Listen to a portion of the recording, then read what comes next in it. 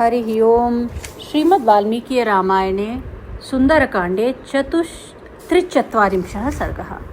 हनुमान जी के द्वारा चैत्य प्रासाद का विध्वंस तथा उसके रक्षकों का वध। ततः स किंकरान् हत्वा हनुमान ध्यानमास्थितः वनं भग्नं मया चैत्य प्रासादो न विनाशितः। इधर किंकरों का वध करके हनुमान जी यह सोचने लगे कि मैंने वन को तो उजाड़ दिया, परंतु इस चैत्य प्रासाद को नष्ट नहीं किया। लंका में राक्षसों के कुल देवता का जो स्थान था उसी का नाम चैत्य प्रसाद रखा गया था। तस्मात् प्रासादमध्यैव मिमं विध्वंसयाम्यहम् इति संचिन्त्य हनुमान् मनसा दर्शयन् बलं चैत्यप्रासादमुप्लुत्य मेरुशृंगमिवोन्नतम् आरुरोह हरिश्रेष्ठो हनुमान मारुतात्मजः। अतः आज इस चैत्य प्रसाद का भी विध्वंस किए देता हूँ। मन ही मन ऐसा विचार कर पवन पुत्र वानर श्रेष्ठ हनुमान जी अपने बल का प्रदर्शन करते हुए मेरु पर्वत के शिखर की भांति ऊंचे उस चैत्य प्रसाद पर उछलकर चढ़ गए। आरुह्य गिरिसंकाशं प्रासादं हरियूथपः बभौ ससु महातेजा प्रति सूर्य इवोदितः। उस पर्वताकार प्रासाद पर चढ़कर महातेजस्वी वानर यूथपति हनुमान तुरंत के उगे हुए दूसरे सूर्य की भांति शोभा पाने लगे। संप्रदृश्यतु दुर्धर्ष चैत्य प्रासादमुन्नतम् संप्रदृश्यतु दुर्धर्ष चैत्य प्रासादमुन्नतम् हनुमान प्रज्वलं लक्ष्म्या पारियात्रोपमोऽभवत्। उस ऊंचे प्रासाद पर आक्रमण करके दुर्धर्ष वीर हनुमान जी अपने सहज शोभा से उद्भासित होते हुए परियात्र पर्वत के समान प्रतीत होने लगे। सभूत्वा सुमहाकाय प्रभावान् मारुतात्मजः दृष्टमास्फोटयामास लंकां शब्देन पूरयन्। वे तेजस्वी पवन कुमार विशाल शरीर धारण करके लंका को प्रतिध्वनित करते हुए धृष्टतापूर्वक उस प्रासाद को तोड़ने फोड़ने लगे।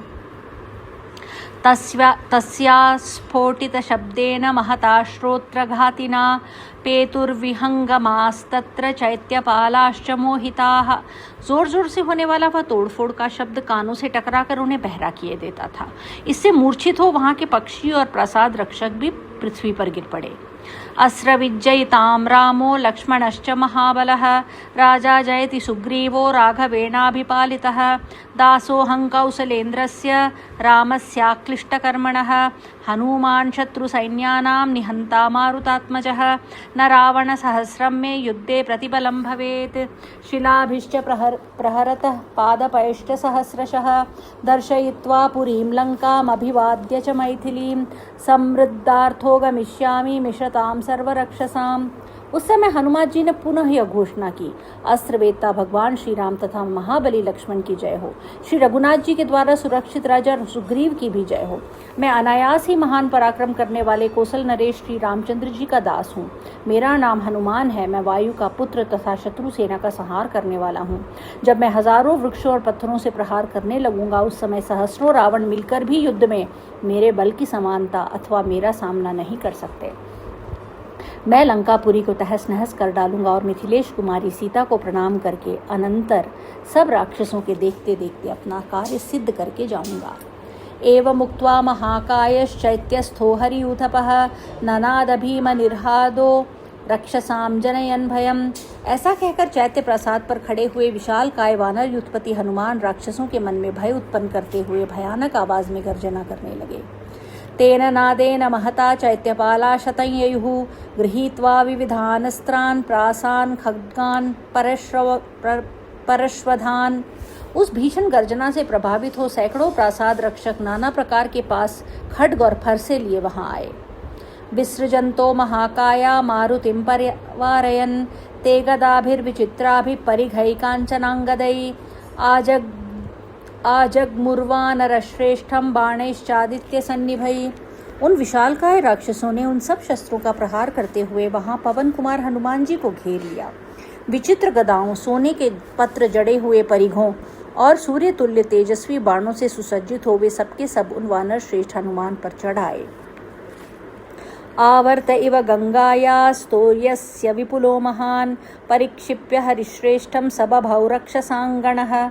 वानर श्रेष्ठ हनुमान को चारों ओर से घेर कर खड़ा हुआ राक्षसों का वह महान समुदाय गंगा जी के जल में उठी हुई बड़ी भारी भंवर के समान जान पड़ता था।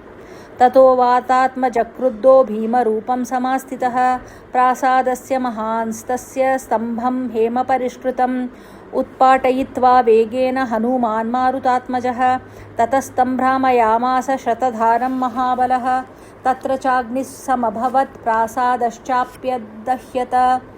तब राक्षसों को इस प्रकार आक्रमण करते देख पवन कुमार हनुमान ने कुपित होकर बड़ा भयंकर रूप धारण किया। उन महावीर ने उस प्रासाद के एक सुवर्ण भूषित खंबे को, जिसमें 100 धारें थी, बड़े वेग से उखाड़ लिया। उखाड़कर उन महाबली वीर ने उसे घुमाना आरंभ किया। घुमाने पर उससे आग प्रकट हो गई, जिससे वह प्रासाद जलने लगा।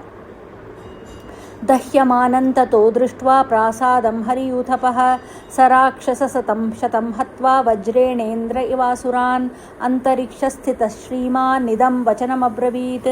प्रासाद को जलते देख वानर यूथपति हनुमान ने वज्र से असुरों का संहार करने वाले इंद्र की भांति उन सैकड़ों राक्षसों को उस खंबे से ही मार डाला और आकाश में खड़े होकर उन तेजस्वी वीर ने इस प्रकार कहा। मादृशानां सहस्राणि विसृष्टानि महात्मनां बलिनां वा नरेन्द्राणां सुग्रीववशवर्तिनां। राक्षसों, सुग्रीव के वश में रहने वाले मेरे जैसे सहस्रों विशालकाय बलवान वानर श्रेष्ठ सब ओर भेजे गए हैं। अटन्ति वसुधां कृत्स्नां वयमन्ये च वानराः दशनागबला केचित् दशगुणोत्तराः केचिन्नागसहस्रस्य बभूवुस्तुल्य विक्रमाः।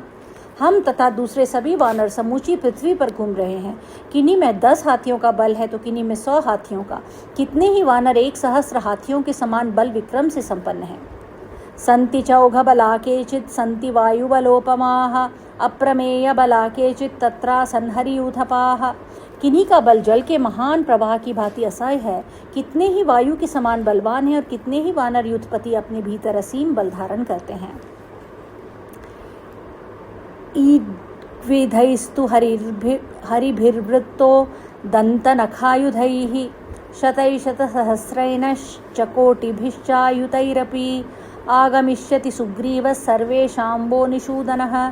दांत और नख ही जिनके आयुध हैं, ऐसे अनंत बलशाली सैकड़ों हजारों लाखों और करोड़ों वानरों से घिरे हुए वानर राज सुग्रीव यहाँ पधारेंगे, जो तुम सब निशाचरों का संहार करने में समर्थ हैं। नेयमस्ति पुरी लंका न यूयन्न च रावणः यस्य त्विक्षा कुवीरेण बद्धं वैरं महात्मना। अब ना तो यह लंकापुरी रहेगी, ना तुम लोग रहोगे और ना यह रावण ही रहेगा, जिसने इक्ष्वाकु वंशी वीर महात्मा श्री राम के साथ बैर बांध रखा है। इत्यार्षे श्रीमद् रामायणे वाल्मीकि आदि काव्ये सुंदरकांडे चतुश्चत्वारिंशः सर्गः प्रहस्त्रपुत्र जम्बुमाली का वध। संदिष्टो राक्षसेन्द्रेण प्रहस्तस्य सुतो बली जम्बुमाली महादंश्रो निर्जगाम धनुर्धरः। राक्षस राज रावण की आज्ञा पाकर प्रहस्त का बलवान पुत्र जम्बुमाली, जिसकी दाढ़ें बहुत बड़ी थीं, हाथ में धनुष लिए राजमहल से बाहर निकला। रक्तमाल्याम्बरधर स्रग्वी रुचिरकुण्डलः महान् विवृत्तनयनश्चण्डः समरदुर्जयः। वह लाल रंग के फूलों की माला और लाल रंग के ही वस्त्र पहने हुए था। उसके गले में हार और कानों में सुंदर कुंडल शोभा दे रहे थे। उसकी आंखें घूम रही थी। वह विशाल काय, क्रोधी और संग्राम में दुर्जय था। धनुशक्र धनुप्रख्यम महद्रुचिरसायकम विस्फारयाणो वेगेन वज्राशनिसमस्वनम। उसका धनुष इंद्रधनुष के समान विशाल था। उसके द्वारा छोड़े जाने वाले बाण भी बड़े सुंदर थे। जब वह वेग से धनुष को खींचता तब उससे वज्र और अशनि के समान गड़गड़ाहट पैदा होती थी। तस्य विस्फार घोषेण धनुषो महता दिशः प्रदिशश्च नभश्चैव सहसा समपूर्यत। उस धनुष की महती टंकार ध्वनि से संपूर्ण दिशाएं, विदिशाएं और आकाश सभी सहसा गूंज उठे। रथेन खरयुक्तेन तमागतमुदीक्ष्य सः हनुमान् वेग संपन्नो जहर्षचन नादच। वह गधे जुते हुए रथ पर बैठकर आया था। उसे देखकर वेगशाली हनुमान जी बड़े प्रसन्न हुए और जोर जोर से गर्जना करने लगे। तंतोरण विटंकस्थम हनुमंतं महाकपिं जम्बुमाली महातेजा विव्याध निशितैशरैः। महातेजस्वी जम्बुमाली ने महाकपि हनुमान जी को फाटक के छज्जे पर खड़ा देख उन्हें तीखे बाणों से बींधना आरंभ कर दिया। अर्धचंद्रेण वदने शिरस्येकेन कर्णिना बाह्वोर्विव्याध नाराचैर्दशभिस्तु कपीश्वरम। उसने अर्धचंद्र नामक बाण से उनके मुख पर कर्णी नामक एक बाण से मस्तक पर और 10 नाराचों से उन कपीश्वर की दोनों भुजाओं पर गहरी चोट की। तस्य तच्छुशुभे ताम्रम शरेणाभिहतं मुखम शरदीवाम्बुजं फुल्लं विद्वं भास्कर रश्मिना। उसके बाण से घायल हुआ हनुमान जी का लाल मुंह शरद ऋतु के सूर्य की किरणों से विद्ध हो खिले हुए लाल कमल के समान शोभा पा रहा था। तत्तस्य रक्तं रक्तेन रंजितं शुशुभे मुखं यथाकाशे महापद्मं सिक्तं कांचन बिंदुभिः। रक्त से रंजित हुआ उनका वह रक्तवर्ण का मुख ऐसी शोभा पा रहा था मानो आकाश में लाल रंग के विशाल कमल को सुवर्णमय जल की बूंदों से सींच दिया गया हो, उस पर सोने का पानी चढ़ा दिया गया हो। चुकोपबाणाभिहतो राक्षसस्य महाकपिः ततः पार्श्वेति विपुलां ददर्श महतीं शिलां तरसा तां समुत्पाट्य चिक्षेपजववद्बली। राक्षस जम्बूमाली के बाणों की चोट खाकर महाकपि हनुमान जी कुपित हो उठे। उन्होंने अपने पास की पत्थर की बहुत बड़ी चट्टान पड़ी देखी और उसे वेग से उठाकर उन बलवान वीर ने बड़े जोर से उस राक्षस की ओर फेंका। तां शरैर्दशभिकृद्दस्ताडयामास राक्षसः विपन्नं कर्म तद्दृष्ट्वा हनूमान् षण्डविक्रमः सालं विपुलमुत्पाट्य भ्रामयामास वीर्यवान्। किंतु क्रोध में भरे उस राक्षस ने 10 बाण मारकर उस प्रस्तर शिला को तोड़ फोड़ डाला। अपने उस कर्म को व्यर्थ हुआ देख प्रचंड पराक्रमी और बलशाली हनुमान ने एक विशाल साल का वृक्ष उठाकर उसे घुमाना आरंभ किया।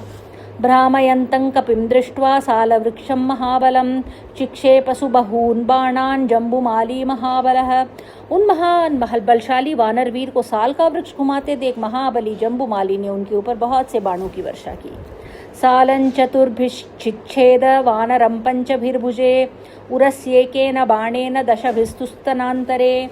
उसने 4 बाणों से साल वृक्ष को काट गिराया, 5 से हनुमान को भुजाओं में, 1 बाण से उनकी छाती में और 10 बाणों से उनके दोनों स्तनों के मध्य भाग में चोट पहुंचाई। सशरैपुरी ततनु क्रोधेन महतावृतः तमेव परिघं गृह्य भ्रामयामास वेगितः। बाणों से हनुमान जी का सारा शरीर भर गया।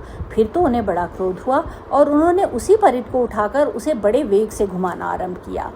परिघ अतिवेगोतिवेगेन भ्रामयित्वा बलोत्कटः परिघं पातयामास जम्बूमालेर्महोरसी। अत्यंत वेगवान और उत्कट बलशाली हनुमान ने बड़े वेग से घुमाकर उस परिघ को जम्बूमाली की विशाल छाती पर दे मारा। तस्य चैव शिरो नास्ति न बाहुजानुनी न च न धनुर्न रथो नाश्वास्तत्रा दृश्यन्त नेशवः। फिर तो न उसके मस्तक का पता लगा और न दोनों भुजाओं का तथा घुटनों का ही, न धनुष बचा, न रथ, न वहाँ घोड़े दिखाई दिए और न बाण ही। सहतस्तरसातेन जम्बूमाली महारथः पपात निहतो भूमौ चूर्णितांग इव द्रुमः। उस परिघ से वेग पूर्वक मारा गया महारथी जम्बूमाली चूर चूर हुए वृक्ष की भांति पृथ्वी पर गिर पड़ा। जम्बूमालिं सुनिहतं किंकराश्च महाबलान् चुक्रोध रावण श्रुत्वा क्रोध संरक्तलोचनः। जम्बूमाली तथा महाबली किंकरों के मारे जाने का समाचार सुनकर रावण को बड़ा क्रोध हुआ। उसकी आंखें रोष से रक्तवर्ण की हो गईं। सरोष संवर्तित ताम्रलोचन प्रहस्तपुत्रे निहते महाबले अमात्यपुत्रानतिवीर्य विक्रमान् समाधिदेशाशु निशाचरेश्वरः। महाबली प्रहस्तपुत्र जम्बूमाली के मारे जाने पर निशाचर राज रावण के नेत्र रोष से लाल होकर घूमने लगे। उसने तुरंत ही अपने मंत्री के पुत्रों को, जो बड़े बलवान और पराक्रमी थे, युद्ध के लिए जाने की आज्ञा दी। इत्यार्षे श्रीमद् रामायणे वाल्मीकि आदि काव्ये सुंदरकांडे 44 सर्गः। हरिः ओम।